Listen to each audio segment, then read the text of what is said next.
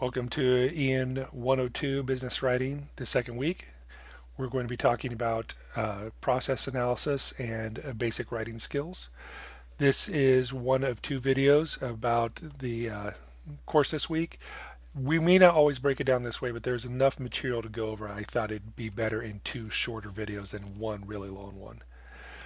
So as always, double check the content overview, give you an understanding of what chapters you need to look through. Um, Always try to read. One of the first things you should do during the week is read. Uh, Probably a best process, as suggested here, is look at the reading quiz and what topics you need to go over, and then use that as a way to read, even taking notes for your quiz as you're reading. So there are four chapters to go through. They're fairly quick to get through, but they do have a lot of concepts in them. And I'm not going to go through every part of this, of course, but I want to explain important ideas.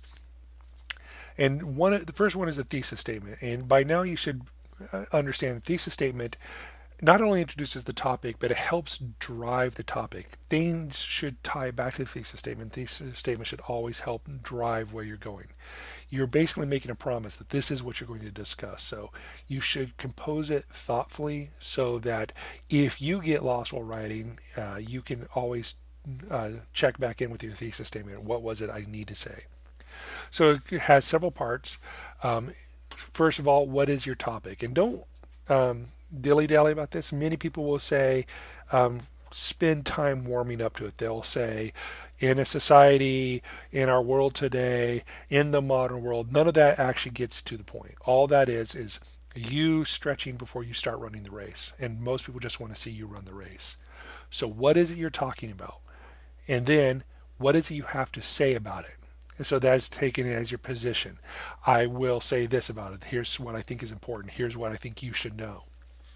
And then, of course, as shows here, what is it you're going to discuss in there? So in this, it's a forecast of what's coming next. I'm going to talk about the communication network and responsibility in the example given in the book.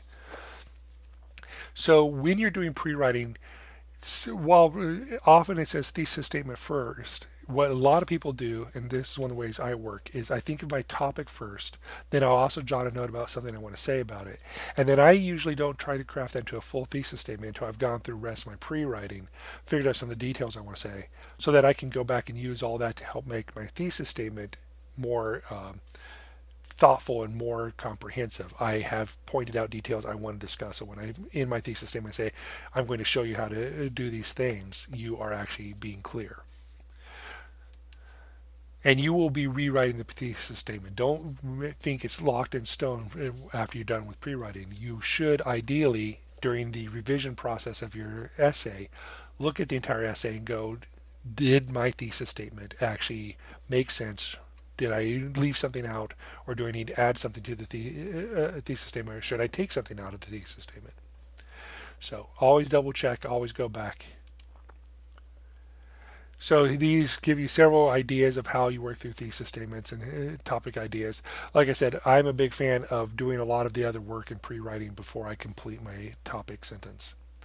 If you have any questions about this, these exercises are here to help you work through this on your own to figure out what a thesis statement, what makes it good and what makes it not great. So don't just scroll through these the way I'm doing on the screen. Actually look at them closely. Maybe actually do some of these exercises. You don't have to do all of them, of course, but think about what it means.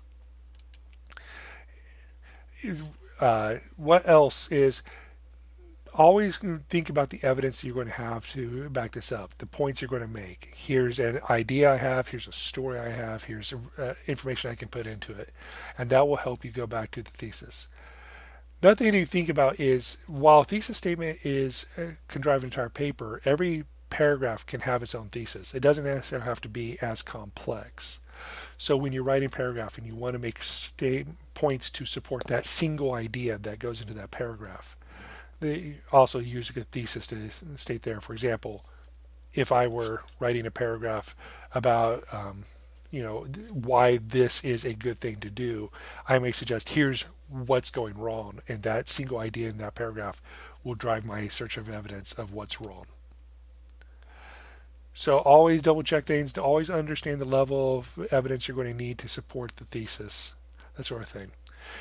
In essays, you can always support visuals. This is an online class, so it is a little bit easier to embed images or video, but I would urge you to focus mostly on text here, maybe some images.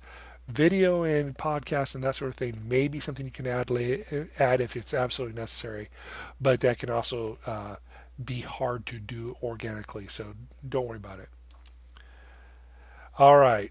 So that is most of what I need you to know from the thesis statement. Please go through the entire essay and think carefully about these comments being made here. And again, they give you examples here of how these work, and go through the example carefully and think about what the theses are and how they work. The next chapter, chapter 7, is about how you draft an essay. And you've all written several essays in the past, but it is easy to do poorly and it is not hard to do well because an essay is not a natural form of writing. It is not something we often think of. So, as always, think about what you're going to say first. Pre writing is a tool there to help you focus your ideas and do things first. I liken it to before you work out, you want to stretch and you want to consider what your workout's going to be. And that is what pre writing is for. It may seem like it takes you extra time, may seem like something you don't want to spend the effort doing, but that effort will mean that when it's time for you to actually perform the task, which is writing the essay, you've got a lot of these small things out of the way and you don't have to go back and keep doing them. Remember that writing an essay is not one step. You often will have a rough draft that needs to be fixed, cleaned up, revised. You may write paragraphs that you need to work on more than once. Double check that. One thing I want to mention about the parts of the essay they're showing here, besides the title, the introduction, the body, and the conclusion, is what these things actually are. So, do not write a 5-paragraph essay. Do not write a 5-paragraph essay. Do not write a 5-paragraph essay. And the reason I say that is we were often trained out of high school and sometimes even in certain college classes to have an introduction paragraph, 3 body paragraphs, and a concluding paragraph. And what that does is damage your ability to make points clearly. A paragraph needs to contain a single strong idea. And a 5-paragraph essay forces you to combine ideas that often get in each other's way and make things muddled. Also, we don't necessarily always explain what the value of an introduction is. So, as I mentioned, people often work their way into things. They'll use cliched phrases such as in a world or as long as throughout history, and all those are asking permission. They're clearing your throat. They're stretching before the game, and we don't need to see that. You have permission to write this. As a matter of fact, you're being asked to write this. You want to sound like you know what you're talking about. You want to introduce the topic right away. You don't want your audience member to get bored and zone out. And if you're bored and zoning out when you're writing it, they're going to be bored and zoning out when they're reading it. So always think of the introduction as the hey, what's going on? And don't all resort to tricks like, hey, you know what it's like when this happens. What it means is, here's why you should delete your Facebook account. So that will grab somebody's attention, introduce the topic, and will lead you to the rest of your essay. Body, again, it presents points and evidence for those points. You can organize them as they're showing you here, most important to less important, or most compelling to least compelling, or what should happen first, what should happen second, that sort of thing. So this will work through you again. Again, consider the orders you need to go in, what the purposes are, how you design, how you should do this sort of thing. Outlines are very useful for helping you structure things. I'm a big fan of using outlines, but I use very loose ones. I use short phrases. I don't use any of the numbers or letters here, but whatever works best for you. The last thing to think about is conclusions. In conclusions, by the way, look at these examples of good introductions and why they work the way they do. One thing we often do with conclusions is that people often think of them as a way to recap what was just said, but that is often not necessary. Sometimes it can be valuable if it's a very long essay. You may want to remind people what you points you made all along, but conclusions should always um, have an overall point, and it should bring things to a close, reaffirm your thesis, and it may often point to new ideas that can also further inform people. So think about the big picture, or think about why this is relevant in a way they may not have considered, or think about something else they can do with this, or think about um, where you could go next with this idea. Um, but don't just say what you just stated already, because that is one of the most boring ways to conclude a paper. And you've read several papers like this, and you know this. All right, so the next kind of paper is, or the next chapter is revising content. Revision is rewriting, and rewriting is writing. That first draft you write is terrible. It is always terrible. It is never as good as you want it to be. We are getting to a mindset, especially if we work under deadline a lot, that that rough draft is good enough. I can run it through grammar and spell check, and it'll be okay.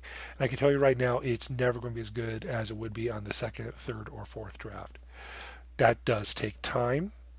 If you once you get more experienced at it, drafting happens faster and faster, but it will still take time. So my advice is write a rough draft as soon as possible. Give yourself some time off after the rough draft so that you don't have to think about it and then come back to it and start doing drafting. Drafting should take less time than the rough draft, because that's where you're throwing all your stupid ideas out. And then you can clear out the good stuff, add what you need to, take out what you don't need to, and then the next draft should take less time. This is very useful.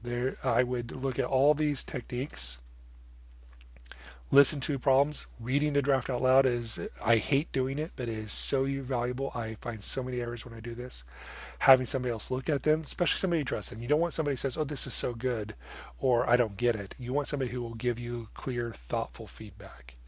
Read it in print, read it backwards, have your outline next to you. Did I fulfill all the fulfill all my promises? That sort of thing. Go through these questions, look through the ideas. Always ask yourself questions. What did I meet my purpose, my audience, that sort of thing. The last chapter is about process analysis itself. And this gives you a better idea about the type of essay you're going to do and the value it has. And it breaks down to two basic formats here, but you can also think of all the other forms that you see. For example, a textbook is a process analysis. It often introduces an idea, explains how that idea works, and explains, as you see here, how you go through the steps of developing those ideas and doing this work yourself. So you will see these all over the place once you start recognizing it. And think about what the terms are. Why am I saying this? What is most important points to make? What do my readers need to know? What do I know that they don't know? And so they'll give you examples of this. One of the examples they give you is about the writing process itself. And I wanted to double check this because it also goes back to the essay we just, or the chapter we read about revising an essay. And it's called Shitty First Drafts. And I know we all like to giggle at the name, but it is a very thoughtful essay explaining why we need to get used to drafting and revising work. So I want you to pay special attention to this example when you're thinking about your process analysis. All right, I think that covers the main points.